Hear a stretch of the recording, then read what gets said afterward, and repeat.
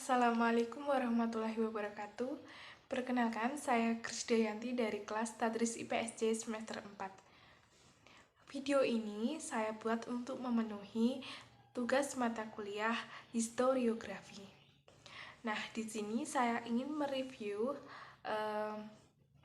cerita ke-62 dalam buku Babat Tanah Jawi, yaitu Prabu Mangkurat Mangkat.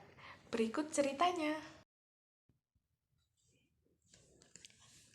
Pada suatu waktu, Sang Prabu Kartasura sakit lumpuh, sampai tidak bisa keluar Sinoweko. Pangeran Puger beserta balanya dipanggil kembali ke Kartasura. Juga sudah datang. Sudah 1 tahun Sanata sakit. Sesudah itu sembuh. Sanata membuat kaul akan membunuh 5 harimau dan berenang di laut buatan beserta para istrinya.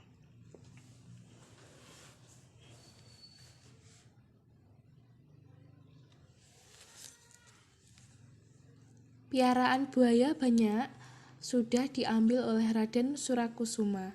Waktu masuk di laut buatan itu pakaiannya tidak basah, yang menonton sangat kagum. Kaulnya Sang Prabu sudah terlaksana. Pada waktu itu Kartasura sangat makmur sejahtera.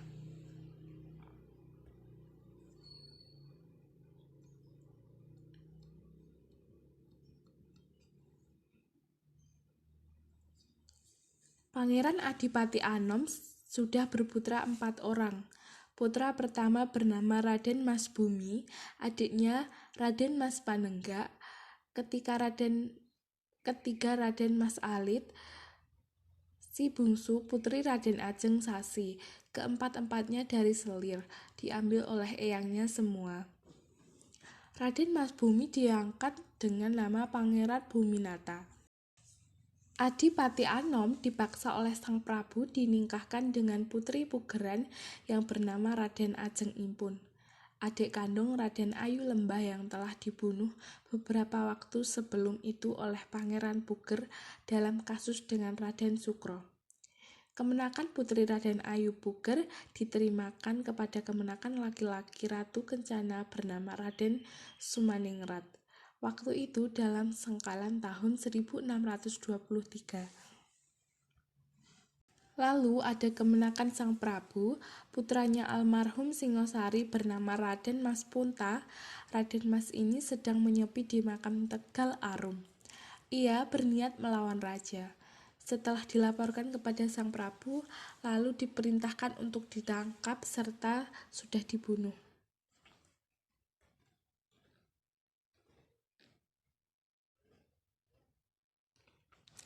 Bersamaan tahun 1625, Raden Adipati Sindureja sakit dan akhirnya meninggal.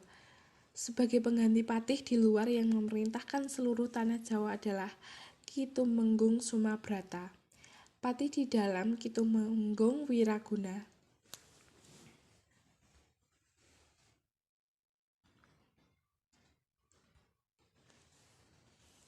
Waktu itu Pangeran Adipati Anom diberi wewenang memerintah para adipati dan seluruh tanah Jawa. Jadi kedua patih tadi dalam segala hal harus memberitahu kepada Pangeran Adipati Anom. Sang Prabu setiap waktu juga selalu mengajar kepada putranya. Ia diarahkan untuk membuang kelakuannya yang kurang terpuji, apalagi selalu diharapkan untuk hormat dan kasih kepada Pangeran Puger dan Pangeran Cokroningrat. Jangan membuat sakit hatinya pikiran Sang Prabu supaya kelak selalu tulus memegang kekuasaan mengganti raja.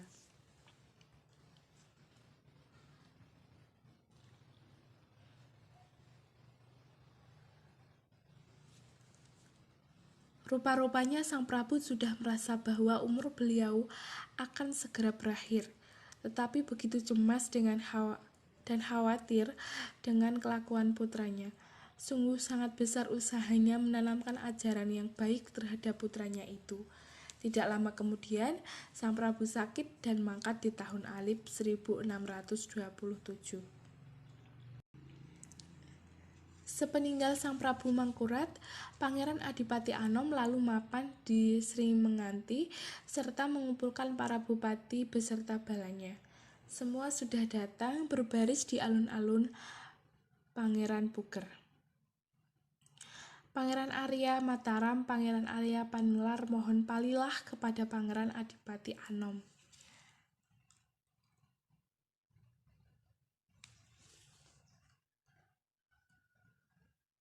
Pangeran Adipati Anom juga sudah mengizinkan ketiga pangeran lalu masuk memberi penghormatan terakhir kepada Sang Prabu sambil menangis. Menurut cerita jenazah, Sang Nata itu alat kelaminnya berdiri. Muncul cahaya bersinar sebesar buah merica di pucuk alat kelaminnya. Tetapi tidak ada yang tahu, hanya Pangeran Puger sendiri yang melihat.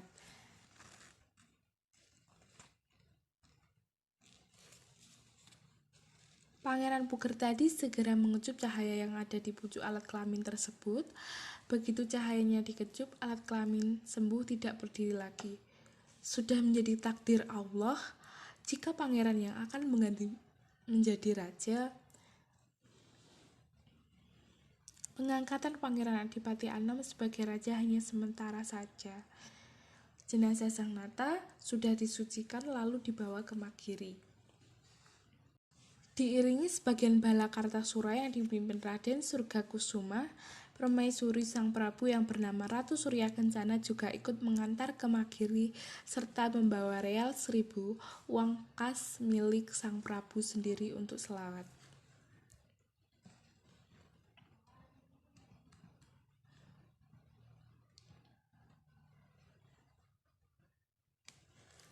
Selepas jenazah dikuburkan ke Astana Magiri, Pangeran Adipati Anom memerintahkan kepada Adipati Sumabrata supaya mengumpulkan para bupati, menteri di pagelaran. Akan diselenggarakan pelantikan raja baru mengganti ayahanda Mangkurat almarhum.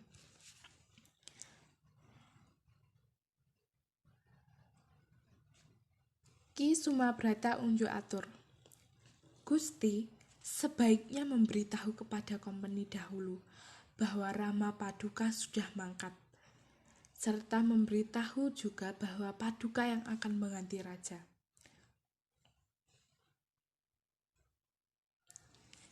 Pangeran Adipati menjawab, mereka diberitahu besok saja jika saya sudah menjadi raja.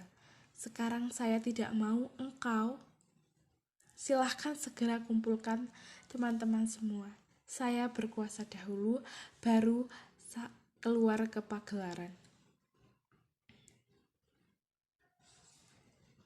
Ki Sumabrata melaksanakan perintah lalu keluar mengumpulkan para menteri, bupati, haji, serta penghulu juga seorang syarif guru Sang Nata almarhum.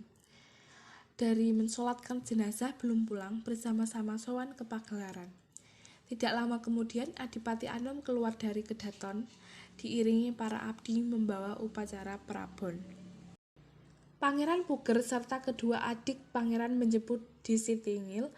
Pangeran Adipati Anom memberitahu kepada Pangeran Puger, Paman, saya akan menjadi raja. Semoga Paman izinkan. Pangeran Puger menjawab, bersedia serta mempersilahkan.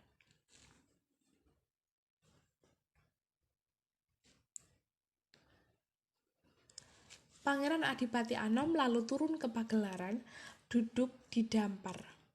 Para abdi yang sowan sudah lengkap. Pangeran Puger lalu berdiri di belakang Pangeran Adipati serta berseru, ketahuilah semua orang di Kartasura, jadilah saksi Pangeran Adipati Anom sekarang saya angkat jadi raja. Menguasai seluruh tanah Jawa, bergelar Kanjeng Susuhunan Mangkurat, Senopati ing Alaga Sayyidin Panatagama.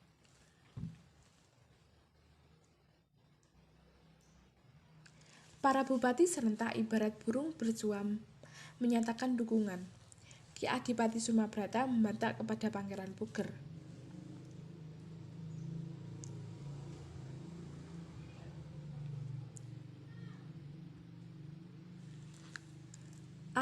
Tidak usah engkau junjung, Pangeran Adipati Anom sudah dapat menjadi raja sendiri. Pangeran Puger mendengar itu sangat malu sampai-sampai seperti tidak dapat melihat orang.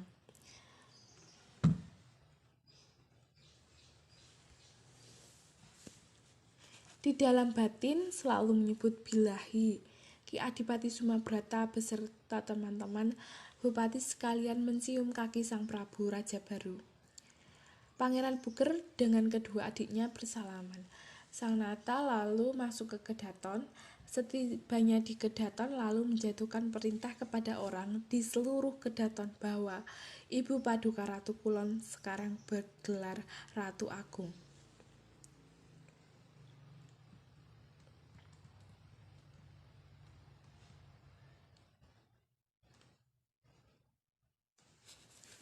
Terungkap dalam cerita sang Prabu yang sudah almarhum itu, putranya cuma satu, ya sang Prabu baru ini, keturunan dengan Ratu Kulon. Garwa yang lain tidak berputra. Hal itu terjadi karena Ratu Kulon itu sangat jahat hatinya. Jika ada garwa yang lain hamil diguna-gunai, kandungannya lalu hilang seketika. Pada waktu itu di hari Respati atau Kamis, sang Prabu baru keluar Sinoweko mengangkat kedua pelayannya. Peranakan Cina di Semarang bernama Ki Pusparaga. Ia diangkat menjadi Tumenggung Jayaningrat. Para abdi di Kadipaten juga banyak yang diangkat menduduki kedudukan tertentu.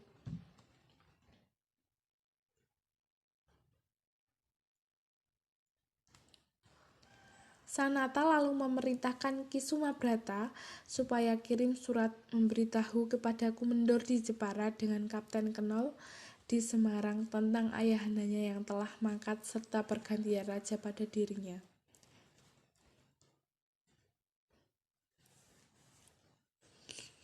Semua siap melaksanakan. Sang Prabu lalu bicara bisik-bisik kepada Ki Sumabrata.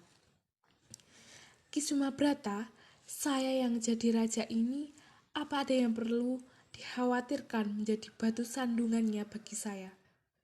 Ki Sumabrata menjawab, menurut perasaan di hati saya hanya ada seorang saja yang mengkhawatirkan. Tetapi siapa dia saya takut menyebutnya. Sang Nata tersenyum serta berkata, ya saya sudah mengetahui yang menjadi kekhawatiranmu itu. Tidak ada lain hanya si Paman Puger. Tetapi dugaanku jika anak putrinya masih dalam kekuasaanku, sepertinya tidak mungkin punya niat jahat.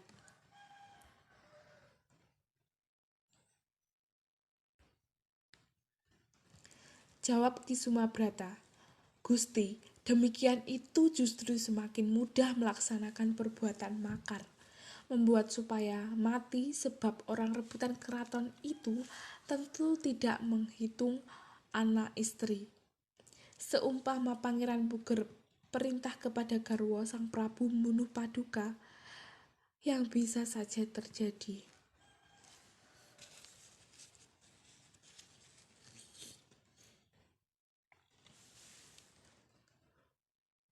Sang Nata setelah mendengar semua keterangan Ki Sumabrata, tiba-tiba lupa segalanya nasihat dan pesan-pesan dari almarhum sang Prabu. Beliau mengikuti saja nasihat Ki Sumabrata. Waktu itu bertepatan dengan sedekah 7 hari ayahandanya, garwa sang Prabu dari Pugeran segera dipulangkan ke orang tuanya. Pangeran Puger sedang yang menggantikan kedudukannya diangkat garwa Selir dan Onye diberi gelar Ratu Kencana. Cerita berikutnya dari para pelayar di Magiri. Setelah jenazah sudah dikuburkan, semua lalu pulang ke Kartasura. Hanya Raja Mangkurat masih di sana mengaji bersama para santri. Tetapi Raden Suryakusuma tidak mau pulang, lalu menyiapkan barisan di desa Ngentanta di daerah Mataram.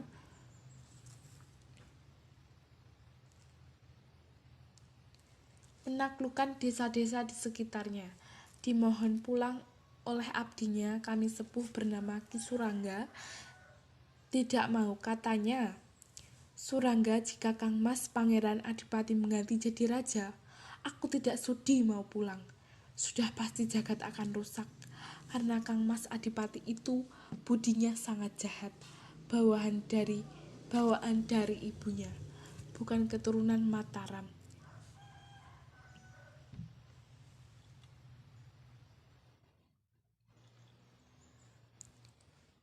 Celakanya almarhum Uwa Prabu tidak punya putra dengan Garwatrah Mataram.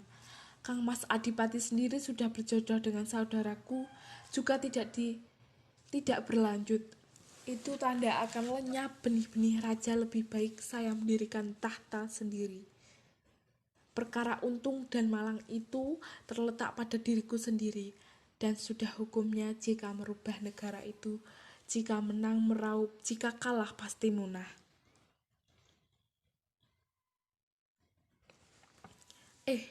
Kakang Surangga, segeralah melakukan orang tanah Mataram atau Pagelaran. Kabarkanlah bahwa saya menjadi raja di Mataram, bergelar Prabu Pranatagama. Raden Surangga bersedia. Kala itu sudah banyak orang yang tunduk besar balanya serta membuat bangunan mereka seperti Kedaton serta alun-alun di dusun Ngentanta. Ratu Mangkurat serta orang Magiri geger. Raden Mangkurat mengungsi ke timur ke Gunung Kidul sampai di desa Masaran, lalu pulang ke Kartasura.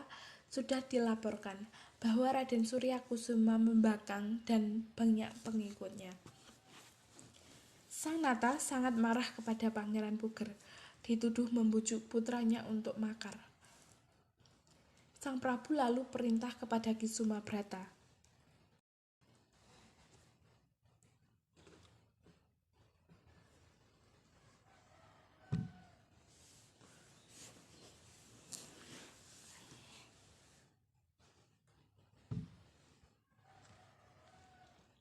Paman Puger,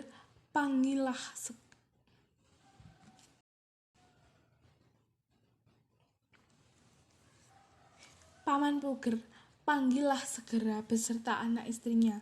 Kalau sudah datang, masukkan ke kerangkeng dan letakkan di tengah alun-alun. Jangan dibiarkan membawa pengikut.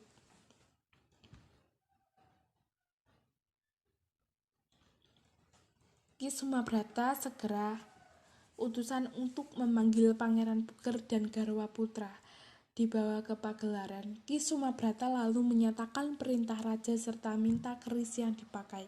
Pangeran Puger tidak menolak dan menyerahkan keris.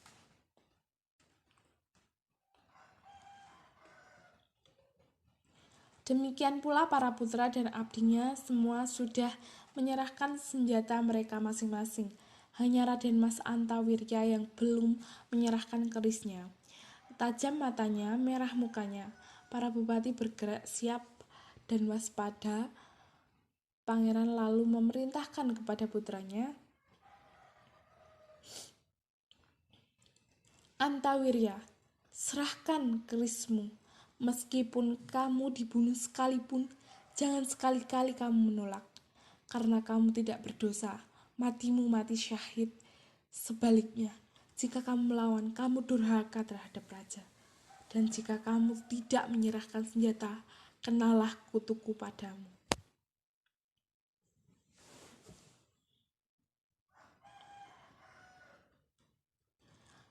Raden Antawirya sangat takut kepada ayahandanya. Akhirnya menyerahkan kerisnya.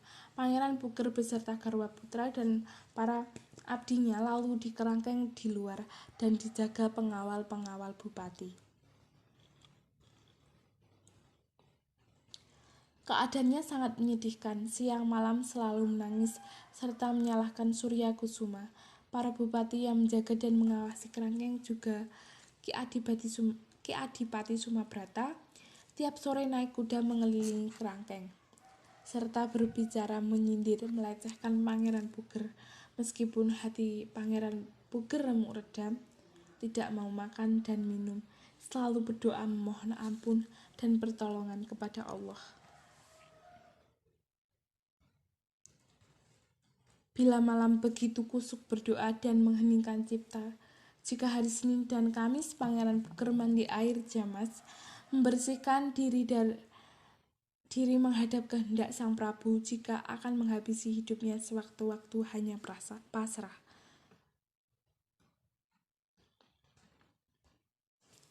Sanata sudah memerintahkan untuk memadamkan makam Raden Suryakusuma. Dan sudah terjadi. Suryakusuma kalah perang sebab musuh tak seimbang.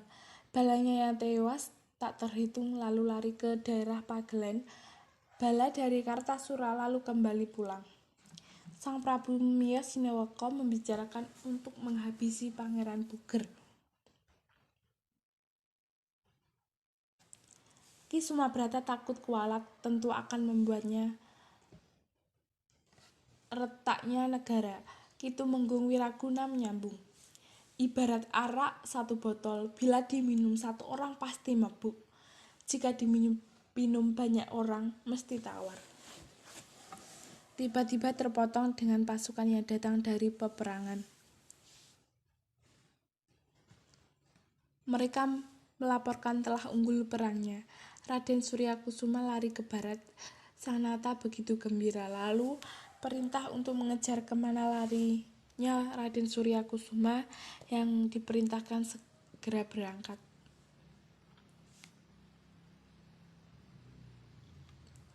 Waktu Ki Sumabrata lalu unjuk atur mohon maaf Pangeran Puger, sebab Suryakusuma sudah kalah perangnya. Banyak kata-kata Ki Sumabrata agar kemarahan sang Prabu kepada Pangeran Puger menjadi reda. Sanata juga berkenan, lalu katanya, "Yah, baiklah, bebaskan Pangeran Puger, tapi mintalah sumpahnya. Jika membujuk makar kepada putra-putranya, jangan minta ampun lagi, dan perintahkanlah pindah rumah dekat alun-alun." Ki Sumabrata menjawab bersedia lalu mendatangi kerangkengan.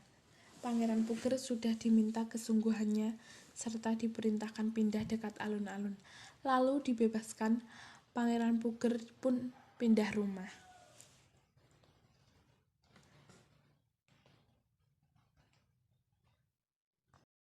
Nah, itu tadi sedikit review dari saya mengenai cerita Prabu Mangkurat Mangkat yang ada dalam buku Babat Tanah Jawi. Dan saya mohon maaf jika ada salah pengucapan kata di dalam video tersebut. Dan saya minta masukan agar lebih baik ke depannya. Sekian, terima kasih. Wassalamualaikum warahmatullahi wabarakatuh.